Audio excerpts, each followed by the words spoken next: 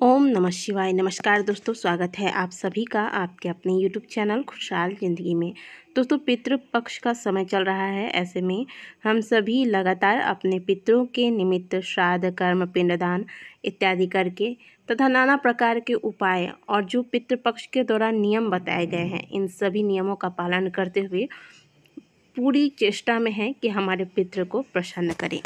आज की वीडियो में हम बात करेंगे कि पितृपक्ष के दौरान आप अपने पितरों के लिए जो श्राद्ध करते हैं और ब्राह्मण भोज कराते हैं, ऐसे में इस दौरान आपको किस प्रकार के भोजन बनाने चाहिए, भोजन बनाते वक्त कौन सी सावधानियां रखनी चाहिए, कौन सी चीज़ों का प्रयोग इस भोजन में यानी कि श्राद्ध वाले भोजन में नहीं करना है, पीरियड्स के दौरान महिलाओं को भोजन बनाना चाहिए या नहीं बनाना चाहिए, भोजन परोसते वक्त कौन सी बातों का आपको ध्यान रखना है, ये सारी जानकारियाँ आज के वीडियो में हम आपको देने वाले हैं। साथ ही आपको बताएंगे कि एकादशी तिथि पर जिन पितरों का श्राद्ध किया जाता है, तो ऐसे में आप, क्योंकि एकादशी में अनाज का त्याग किया जाता है, मुख्य रूप से चावल का, और पिंडदान के लिए मुख्य रूप से चावल का ही प्रयोग किया जाता है। तो ऐसे में इस दिन एकादशी वाले श्राद्ध में आपको कौन सी सावधानियां बरतनी है, और जिन पितरों के श्राद्ध की तिथि नहीं मालूम हो, तो ऐसे में अपने पितरों के निमित्त आप श्राद्ध कैसे कराएंगे जब आपको तिथि पता ना हो। इस प्रकार की तमाम जानकारियां आज के वीडियो में हम आपको देने वाले हैं। साथ ही कुछ ऐसे परिवार हैं जहां पर पितृपक्ष के नियमों का ना तो पालन किया जाता है, ना ही पितरों के निमित्त किसी भी प्रकार के कर्म किए जाते हैं। ऐसे परिवार जहाँ पर स्वयं जो बड़े बुजुर्ग हैं वो ही इन चीज़ों का विरोध करते हैं। कहने का मतलब है कि जो चीज़ें कभी परिवार में नहीं हुई हैं, वो नए सदस्य परिवार के या फिर जो अभी अभी जो थोड़े बड़े हुए हैं, जिनको थोड़ा सा ज्ञान हुआ है, वो अगर कुछ करना भी चाहें तो बुजुर्ग सदस्य जो हैं वो मना कर देते हैं कि ये चीज़ें हमारे यहाँ नहीं होती हैं। तो ऐसे में जो अन्य सदस्य हैं परिवार के, वो चाहकर भी पितृपक्ष के दौरान कुछ नहीं कर पाते हैं, और उन्हें भय रहता है कि कहीं हमें पितृ दोष ना लग जाए, कहीं हमारे पितृ नाराज ना हो जाए। तो ऐसे लोगों को क्या करना चाहिए पितृपक्ष के दौरान कि उन्हें पितृ दोष का सामना ना करना पड़े, ये भी आज की वीडियो में हम आपको बताने वाले हैं। सबसे पहले हम इसी बात पर चर्चा करेंगे कि कोई परिवार ऐसा है जहाँ पर श्राद्ध, कर्म इत्यादि नहीं किए जाते हैं पितृपक्ष के दौरान, या तो उन्हें इन बातों का कुछ पता नहीं है, नॉलेज नहीं है, या फिर उनके यहाँ पहले से नहीं करते आए हैं, इस वजह से कोई सदस्य चाहे भी तो कर नहीं पा रहे हैं। तो ऐसे में आप क्या कीजिएगा, ऐसे में पितरों के स्वामी कौन है? पितरों के स्वामी श्री हरि नारायण हैं। तो नारायण के शरणागत हो जाइए, गीता के 7वें अध्याय का पाठ करना आरंभ कर दीजिए इन दिनों में। आप संभव हो तो प्रतिदिन करें, प्रतिदिन नहीं कर पाते हैं तो कुछ विशेष तिथियां हैं, जैसे कि श्राद्ध की 9वीं तिथि, श्राद्ध की एकादशी तिथि व जो अंतिम तिथि है सर्वपितृ अमावस्या के दिन आप प्रातःकाल अच्छे से स्नान इत्यादि करके श्री हरि विष्णु की विधि पूर्वक पूजा अर्चना करें, उन्हें काले तिल चढ़ाएं, और इसके बाद भगवान के समक्ष घी का दीपक लगाकर इस अध्याय का, गीता के 7वें अध्याय का पाठ करें।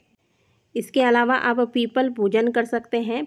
1 लोटा जल ले लीजिएगा, इसमें काला तिल, जौ, चावल के दाने डाल दीजिएगा, और इसे लेकर आप पीपल वृक्ष के नीचे जाएं, पीपल वृक्ष की दक्षिण दिशा की ओर मुँह करके खड़े हो जाएं, और फिर पितरों का ध्यान करके यह जल आप पीपल वृक्ष में अर्पित कर दें। इससे भी पितृदोष से आप बचे रहेंगे। पितरों को यह जल डायरेक्ट प्राप्त हो जाता है, तो इससे पितृ भी तृप्त हो जाते हैं।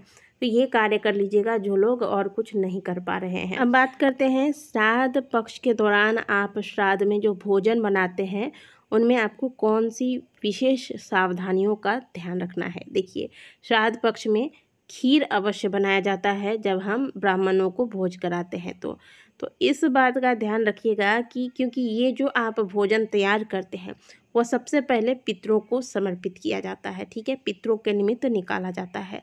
और पितरों के निमित्त आप या तो पिंडदान करते हैं, तर्पण करते हैं, आप भोजन बनाते हैं, उसमें भूल कर भी आपको भैंस के दूध का प्रयोग नहीं करना है।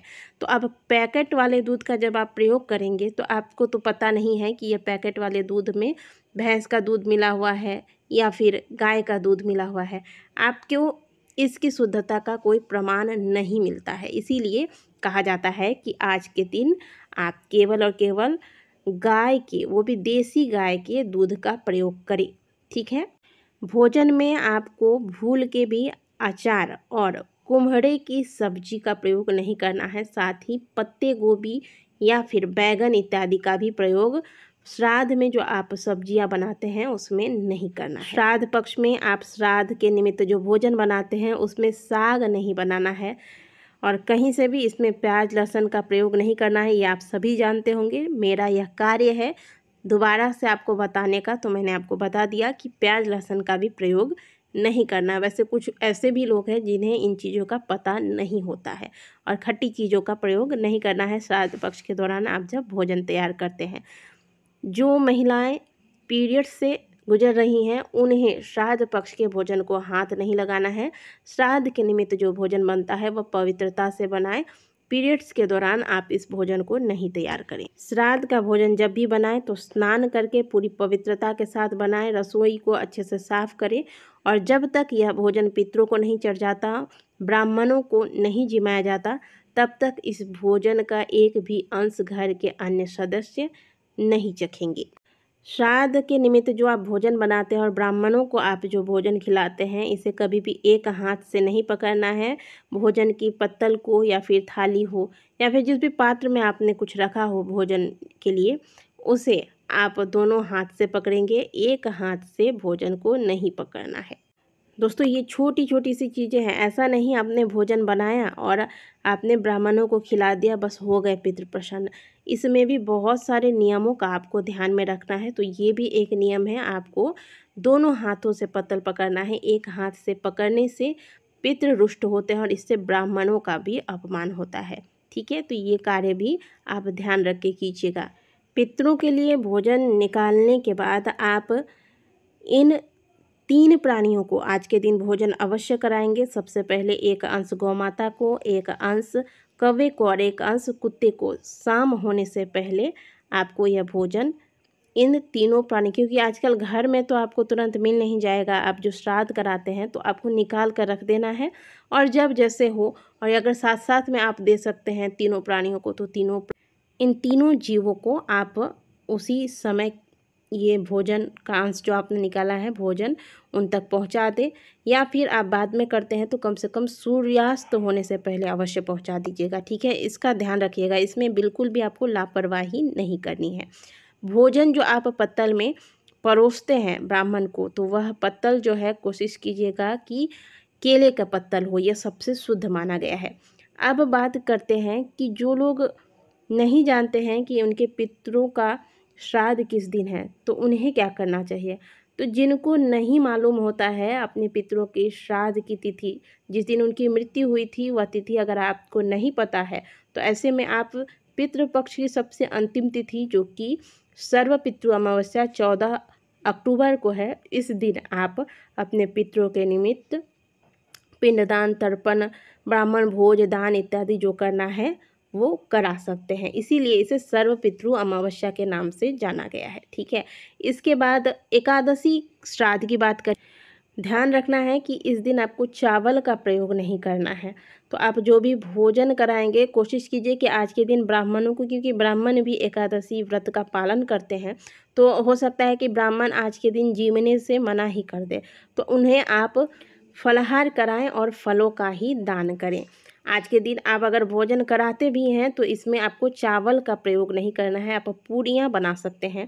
अब दूसरी बात, अगर आपने आज के दिन श्राद्ध करना है तो जो पिंड बनाते हैं वह चावल का नहीं जौ के आटे का बनाएं। तो एकादशी वाले दिन, एकादशी पे जिन पितरों का श्राद्ध है, आपको इन बातों का ध्यान रखना है और इस प्रकार से आपको श्राद्ध कर्म के दौरान कौन कौन सी चीज़ें बनानी है, किन चीज़ों का प्रयोग करना है, नहीं करना है, किस प्रकार से भोजन कराना है, इन बातों का ध्यान रखना है। आशा करते हैं कि दी गई जानकारी आपको अच्छी लगी होगी और वीडियो अगर अच्छी लगी है तो वीडियो को लाइक कीजिएगा, कमेंट बॉक्स में हर हर महादेव अवश्य लिखिएगा। मिलते हैं आपसे अगली वीडियो में, तब तक के लिए ओम नमः शिवाय, हर हर महादेव।